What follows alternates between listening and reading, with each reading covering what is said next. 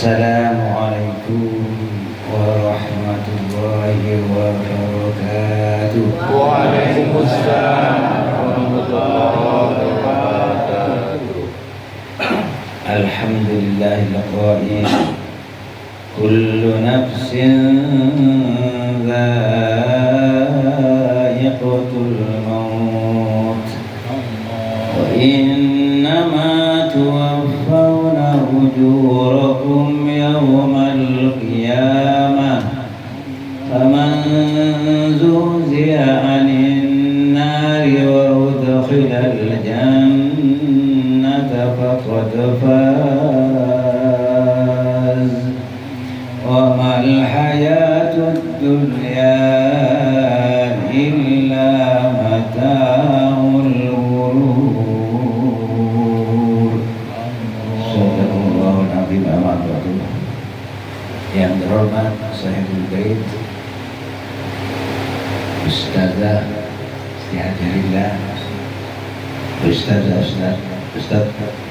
semuanya yang dirahmati Allah. Alhamdulillah kita berkumpul dalam rangka hari ke-7 meninggalnya almarhum Bapak Maladi. Mudah-mudahan senantiasa mendapatkan rahmat, Amin.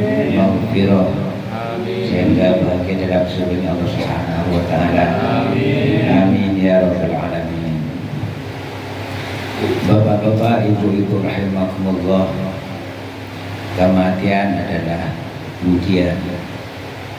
Demikian pula hidup adalah ujian. Tinggal ke depan kita senantiasa mempersiapkan diri untuk menghadapi kematian. Walaupun kematian tidak mesti ditakuti, karena itu pasti terjadi. Tidak tua, tidak muda. Pak Meladi usia berapa? 58 tahun. Jadi masih muda. Ketimbang saya Januari sudah masuk jalan 71. Jadi tapi kalau ditanya perasaan kok kayaknya masih muda. Pakai diri ya? Perasaan. Tapi lihat cucu sudah mulai besar. Jadi seringkali kita dalam menghadapi kehidupan ini siap siaga. Bapak-bapak mau pensiunan siap siaga, takut gak makan. Bikin kontrakan 70 pintu, ya, bikin ruko disewakan tiap bulan sekian. Bagus, nggak masalah. Tapi kadang-kadang lupa kita mempersiapkan diri menghadapi sakaratul maut. Padahal kita seringkali berdoa dan mendengarkan doa yang dikumandangkan oleh imam, ustaz masjid. Allahumma hawwin alaina fi sakaratil maut. Ya Allah ya Rabb, mudahkan dalam menghadapi sakaratul maut. Seringkali hanya terbatas doa, tetapi langkah-langkahnya tidak ada. Jadi doa penting karena termasuk sumsumnya ibadah. Jadi bukan hanya sekedar berdoa, tapi ada ikhtiar.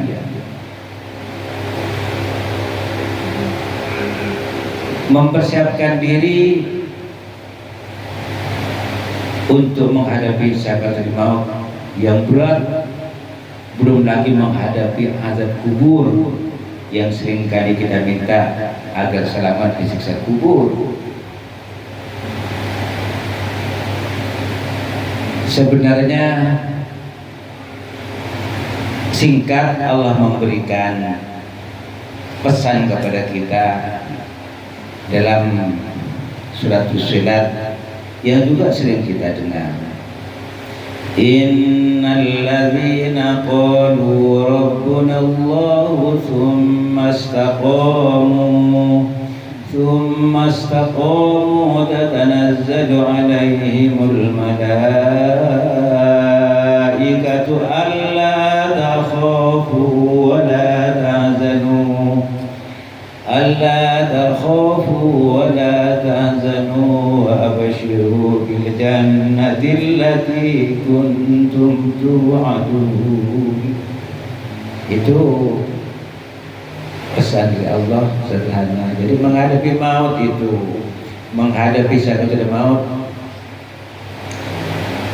innal ladzina qalu rabbuna Allah, begitu kita mengatakan Allahu rabbuna, mantap iman di dada ini. Iman kepada Allah, iman kepada Al-Quran, kitab Allah, itu ada dalam kehidupan sehari-hari, sehingga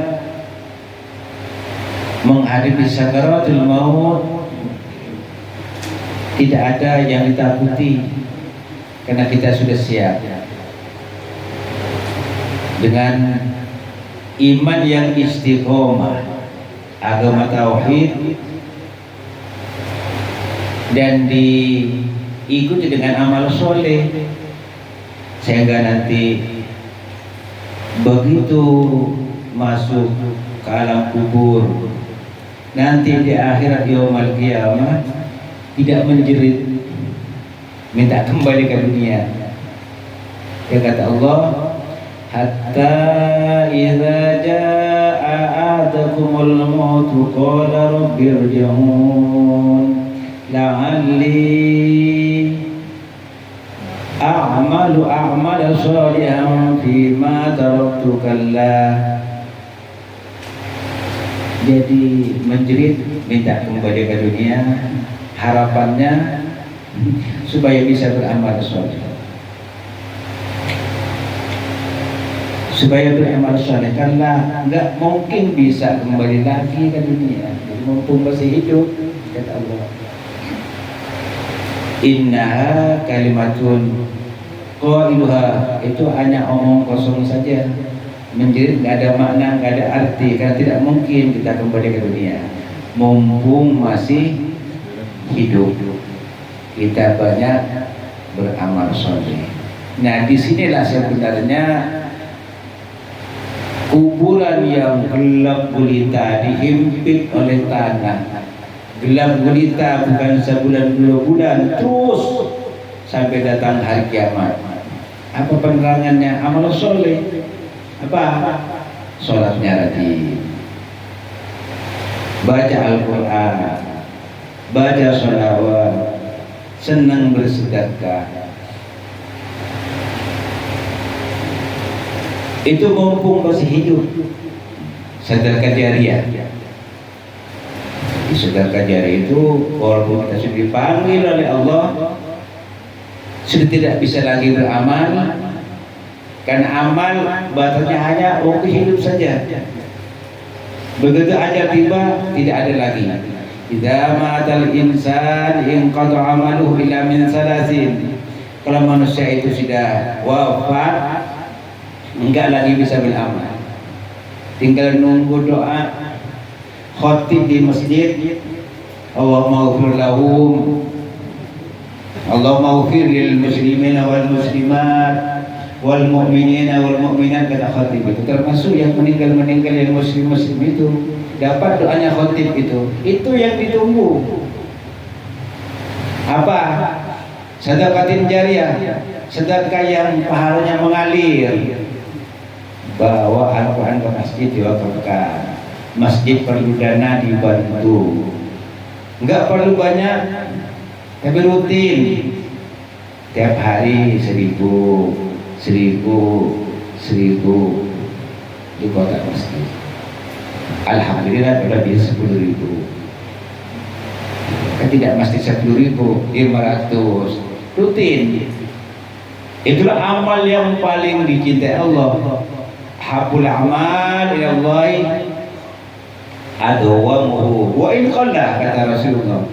Amal yang paling dicintai Allah itu rutin, walaupun sedikit. Nggak apa-apa 1 juta setahun sekali, mendingan nggak apa-apa 100.000 tiap hari, tiap hari, tiap hari. Ya, insya Allah itulah yang sebenarnya nanti akan menerangi kuburan kita, sholat kita, sedekah kita, mumpung masih hidup. Bikin amal jariah. Sudah mati mengumpulkan harta tidak sempat amal jariah. Bapak yang kaya meninggal duluan, nggak sempat menikmati. Istrinya masih muda, ya, mau dihalang-halangi dapat suami yang baru, ya nggak bisa. Terus kemana hartanya? Ya dengan suami yang baru. Dapat nggak? Ya nggak dapat, karena ada sedekah jariah. Yang dapat suami yang baru. Nggak bisa dihalang-halangi. Maaf, nggak bisa ngomong. Jangan di dekat istriku, ya nggak bisa ngomong lagi. Mumpung masih hidup, banyak sholawat, banyak istighfar, itu yang nanti akan menerangi kita dalam alam kubur.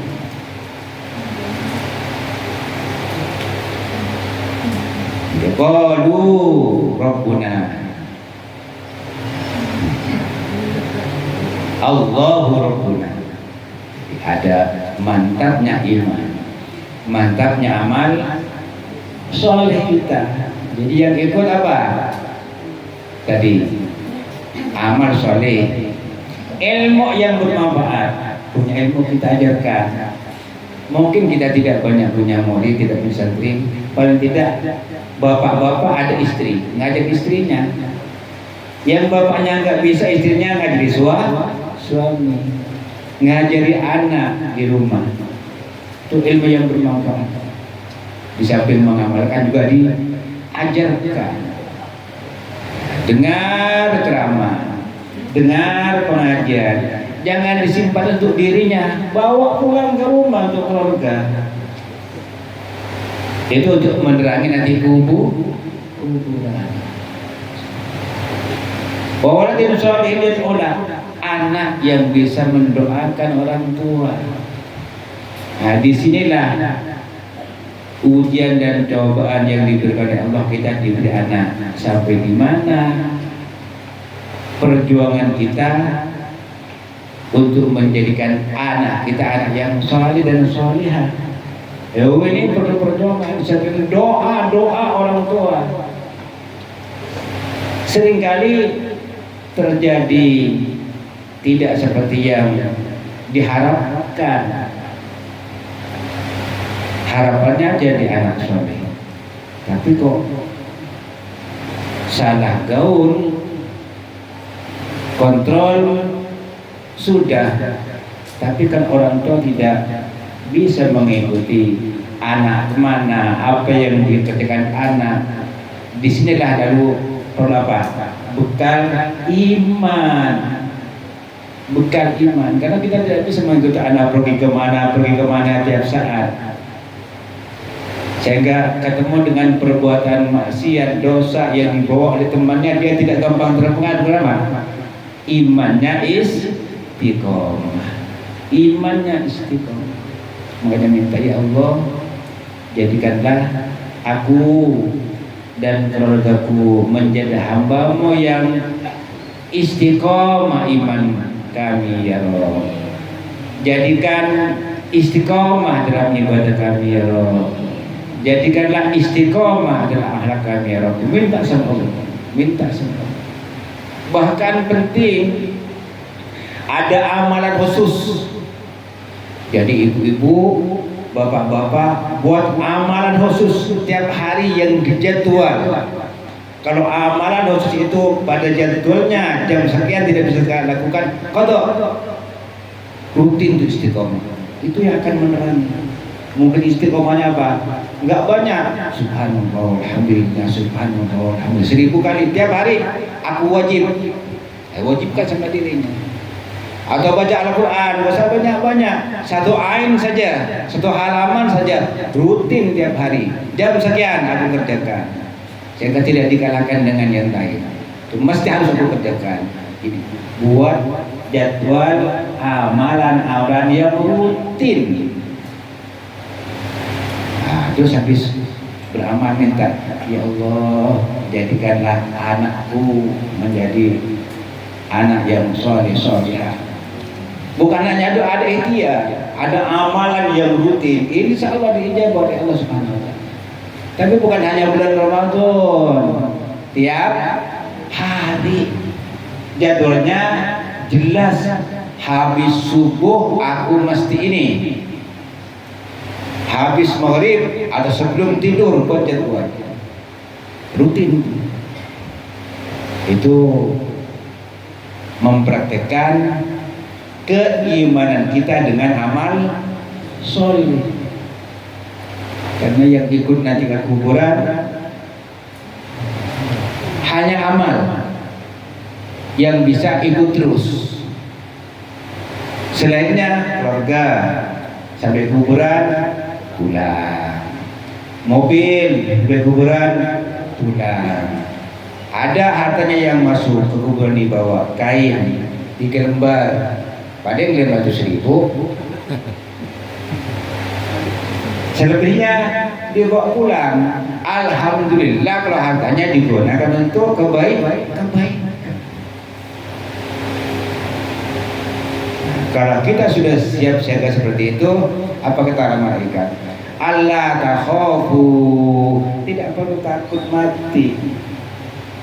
Siapa yang senang ingin ketemu dengan Allah dengan bekal persiapan yang matang, Allah pun rindu untuk menemui kita. Karena kita sudah melakukan persiapan dengan mantapnya iman dan amal soleh. Tidak lagi takut diazab di kuburan, tidak lagi takut dengan kegelapan di kuburan. Kita sudah ikhtiar sesuai dengan petunjuk Allah. Kita sudah ikhtiar sesuai dengan tuntunan Rasulullah. Tidak perlu ditakuti. Bahkan para ulama-ulama saya itu merindukan kesenangan yang akan diperoleh sejak di alam kubur. Karena alam kubur itu, alam barzakh itu pancaran surga orang yang beriman sudah terasa. Bukan hanya di dalam kubur, sejak masuk ke mobil jenazah di keranda itu, yang soleh dia teriak, senengnya bukan main. Kotimuni, cepat minta jam. Tapi yang tidak soleh nggak ada persiapan, sedekah malas, sholat malas, anaknya terserah mau kemana, nggak ada kontrol, nggak ada pengawasan, nggak ada pembinaan. Ya wailah, menjerit jenazahnya itu. Celaka aku, mau dibawa kemana aku? Kata Rasulullah, jeritannya itu sangat menyedihkan. Andai kata manusia dengar jeritannya itu pingsan, menjerit. Yang dengar hanya ayam, kucing, binatang. Manusia tidak dikasih mendengar karena sedihnya jeritan orang yang tidak soleh itu. Baru jalan ke kuburan, baru jalan belum masuk di kuburan. Tapi bagi orang yang sudah siap siaga dengan mantapnya iman dan amal soleh, senang sedekah, nggak ada yang boleh takuti.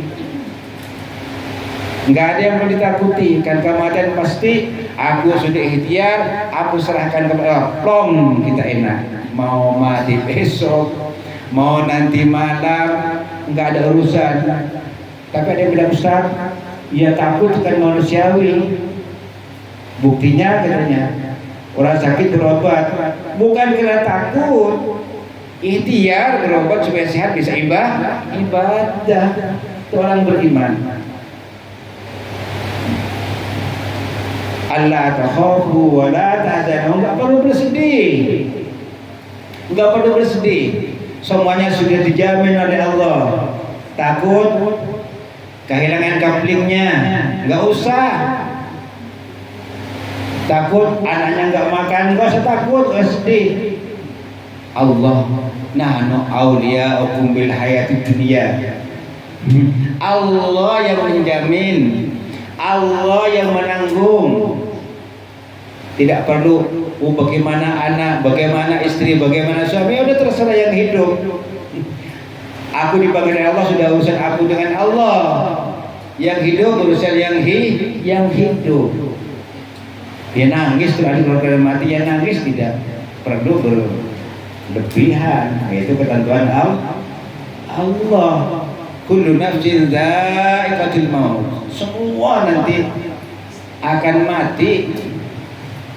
Allah katakan dha'iqah, merasakan. Kenapa? Nanti akan hidup kembali, dikumpulkan di padang mahsyar. Allah tidak mengatakan semua manusia mati, akan merasakan mati.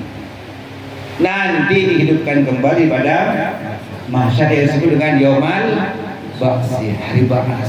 Nah disitulah manusia itu akan dihidupkan kembali, wajahnya sesuai dengan amalnya. Amalan yang bagus, imannya yang mantap, akhlaknya yang mulia, semuanya enggak ada yang jelek. Cantik, cakep, tampan. Enggak ada orang yang pincang di situ itu. Tidak ada matanya yang kabur kayak punya saya. Mantap semua di surga. Dengan apa tadi? Iman dan amal soleh. Tapi sebaliknya, yang tidak ada amal soleh, imannya asal iman katanya, akhlaknya tidak sesuai dengan tuntunan Rasulullah. Ya, jangan bicara cakep dan cantik. Amburadul tuh mukanya, amburadul tuh badannya. Belum lagi nanti di padang mahsyar itu panasnya luar biasa, luar biasa. Jadi 1 mil jarak antara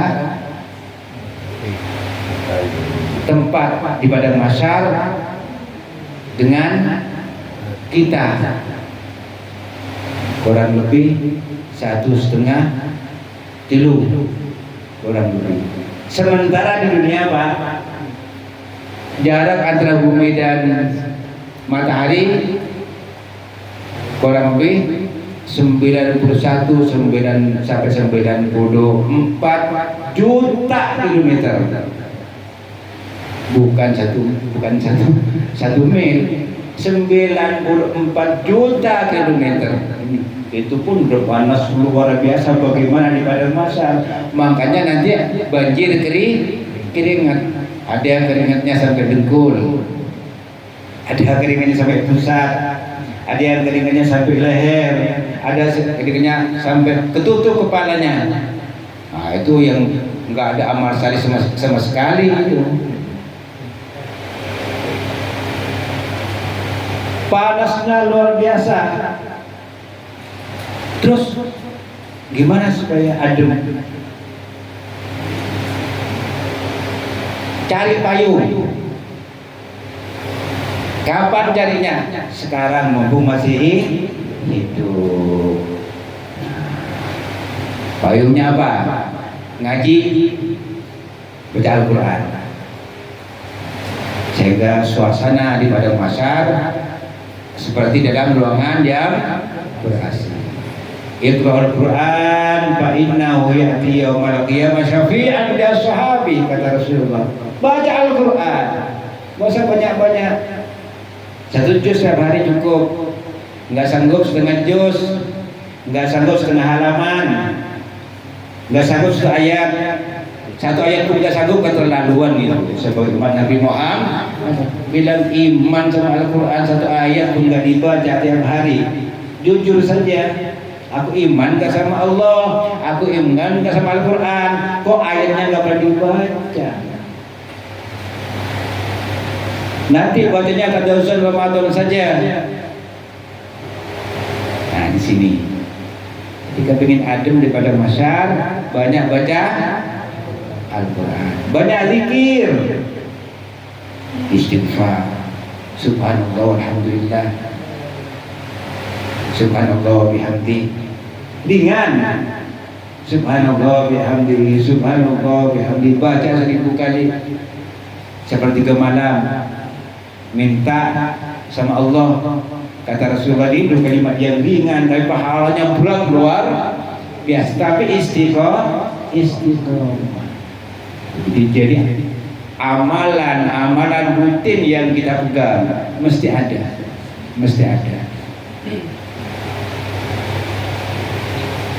Tapi zikirnya bukan hanya sewaktu kumpul-kumpul di lapangan sambil nangis, wow, nangisnya apa? Kata Rasulullah, wa dzakarallaha faqad ainahu fi khala'il. Zikrullah, zikir kepada Allah, nangis dalam keheningan, nggak ada orang di rumah, ambil wudhu, gelar senjata, bermunajat kepada Allah. Di situ kita nangis. Itulah yang dijaga oleh Allah Subhanahu wa Ta'ala, bukan nangis kolektif, ya, bukan nangis jamaah. Nangis dalam keheningan sendiri di rumah, nggak ada orang. Makanya kata Rasulullah, janganlah rumah ini dijadikan seperti kuburan. Maksudnya gimana? Rumah gunakan untuk ibadah. Makanya kalau ibu-ibu itu afdalnya sebenarnya sholat di rumah. Tapi ya kalau ke masjid ya nggak apa-apa. Takut menimbulkan fitnah. Kalau dikhawatirkan tidak ada fitnah, ya nggak apa-apa datang ke masjid. Afdalnya di rumah. Bapak-bapak afdalnya di masjid kecuali yang berhalangan. Itulah persiapan menghadapi sakaratul maut. Allah takhafu wa la tahzanu. Ujungnya wa absyiru bil jannati allati kuntum tu'adun. Kalau itu semua kamu lakukan, berbahagialah nanti dalam surganya Allah Subhanahu wa Ta'ala. Mudah-mudahan kita menjadi penghuni surga dengan penuh kebahagiaan. Amin ya rabbal al-Fatihah. أعوذ بالله من الشيطان الرجيم. بسم الله الرحمن الرحيم. الحمد لله رب العالمين. الرحمن الرحيم. مالك يوم الدين. إياك نعبد وإياك نستعين. اهدنا الصراط المستقيم. صراط الذين أنعمت عليهم غير المغضوب عليهم ولا الضالين.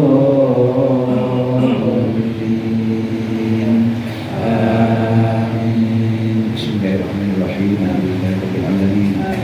اللهم صل على محمد وعلى آل محمد. اللهم إنا نسألك أن يغفرنا ولوالدينا وأزواجنا وأولادنا وأصحابنا وقربائنا ومشايخنا ومعلمنا وأساتذتنا وأساتذتنا وتلاميذنا ولمن أوصانا بالدعاء ولمن أحسن إلينا ولمن تحقنا علينا ولمن ظلمنا وأحسن إليه ولجميع المسلمين والمسلمات والمؤمنين والمؤمنات الأحياء منهم والأموات، وأن ترزقنا وإياهم خير الدنيا والآخرة، وأن تحفظنا وإياهم من بلاء الدنيا وأهوال يوم القيامة، وأن ترزقنا معلومنا بالأعمال الصالحة، وأن تعصمنا وإياهم من جميع المعاصي وذنوبنا، وأن تسهل لنا رزقنا حلالا واسعا، وأن تكفنا شر الأسرار من الدين والإنس والثواب والرهاب، وأن تختمنا وإياهم بحسن الخاتمة، وأن تختمنا وإياهم بحسن الخاتمة، وأن تختمنا وإياهم بحسن الخاتمة. اللهم اغفر لهم وارحمهم وعافهم واعف عنهم واكرم نزلهم واسع مدخلهم واغسلهم بالماء والسلم والبراد ونقهم من الخطايا كما ينقى ثوب العبد من الدناس وابدلهم دارا خيرا من دارهم واهلا خيرا من اهل مزاجنا خيرا من زوجهم وقهم من فتنة القبر ومن عذاب النار ربنا آتنا في الدنيا حسنة وفي الآخرة حسنة وقنا عذاب النار وادخلنا الجنة مع الأبرار يا عزيز يا غفار يا رب العالمين وصلى الله على خير خلقه محمد صلى الله عليه وسلم سبحان ربك رب العزة عما يصفون وسلام على المرسلين والحمد لله رب العالمين هدنا الله وإياكم أجمعين وبالله التوفيق والهداية السلام عليكم ورحمة الله وبركاته. Waalaikumsalam warahmatullahi wabarakatuh. Bapak dan Ibu hadirin yang dirahmati